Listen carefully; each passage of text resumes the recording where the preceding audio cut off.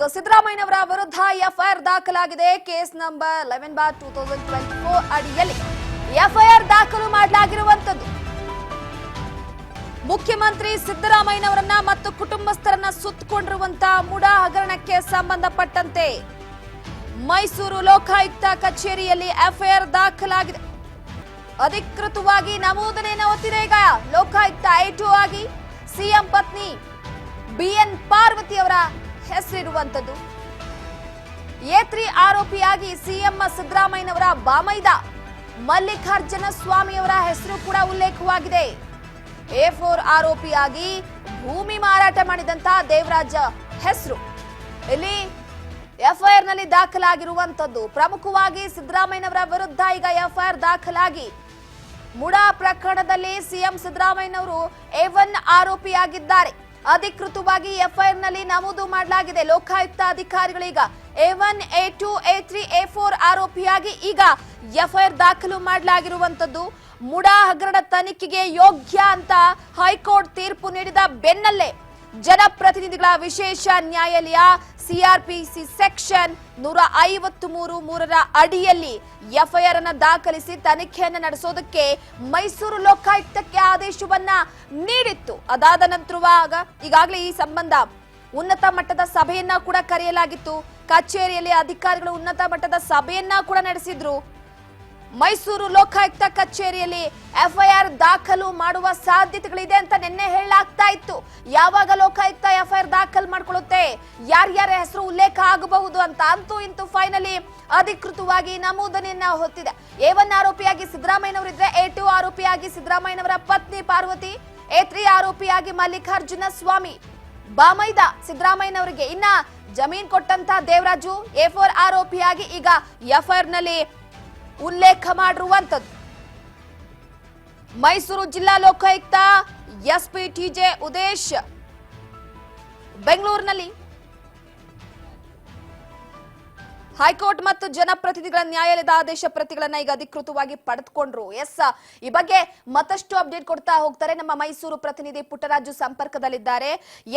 ಪುಟ್ಟರಾಜ್, ಪ್ರಮುಖವಾಗಿ ಒಂದು ಕಡೆ ಈಗಾಗಲೇ ಮುಡಾ ಹಗರಣದ ವಿಚಾರಕ್ಕೆ ಸಂಬಂಧಪಟ್ಟಂತೆ ಲೋಕಾಯುಕ್ತ ಯಾವಾಗ ಎಫ್ಐಆರ್ ದಾಖಲು ಮಾಡ್ಕೊಳ್ಳುತ್ತೆ ಅನ್ನುವಂತ ಒಂದು ಸಾಕಷ್ಟು ಕುತೂಹಲ ಇತ್ತು. ಅಂತೂ ಇಂತೂ ಇಂದು ಎಫ್ಐಆರ್ ದಾಖಲು ಆಗಿದೆ. ಮುಂದಿನ ಪ್ರೋಸೆಸ್ ಏನಿರುತ್ತೆ ಇದ್ರ ಬಗ್ಗೆ ಮಾಹಿತಿ ಕೊಡೋದಾದ್ರೆ?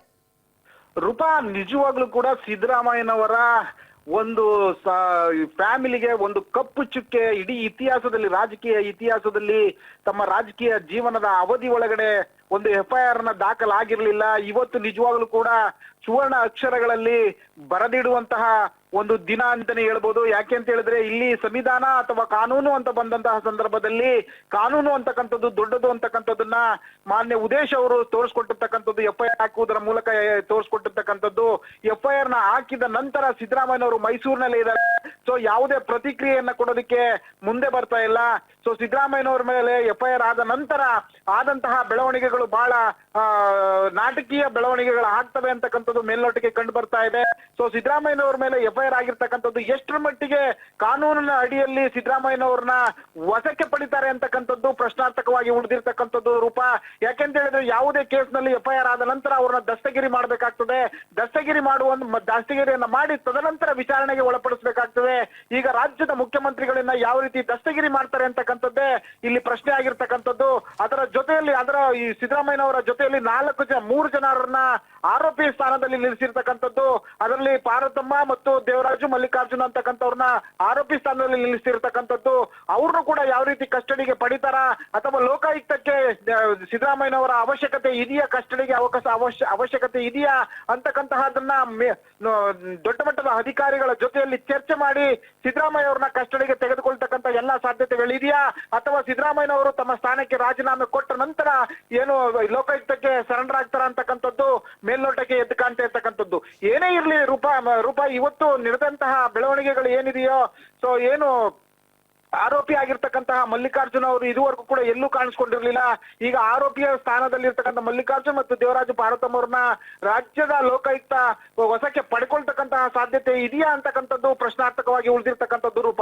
ಎಸ್, ಇದ್ರ ಜೊತೆಗೆ ನೋಡಿ, ಒಂದ್ ಕಡೆ ನಮಗೆ ಲೋಕಾಯುಕ್ತದ ಮೇಲೆ ನಂಬಿಕೆ ಇಲ್ಲ. ಲೋಕಾಯುಕ್ತ ತನಿಖೆ ಸರ್ಕಾರದ ಕೆಳಗೆ ಬರುವಂತಹ ಹಿನ್ನೆಲೆಯಲ್ಲಿ ಲೋಕಾಯುಕ್ತ ತನಿಖೆ ಬೇಡ, ಸಿಬಿಐಗೆ ವಹಿಸಿ ಅಂತ ವಿಪಕ್ಷಗಳು ರಣಹದ್ದುಗಳ ರೀತಿ ಹೋರಾಟವನ್ನ ಮಾಡ್ತಿದ್ದಾರೆ.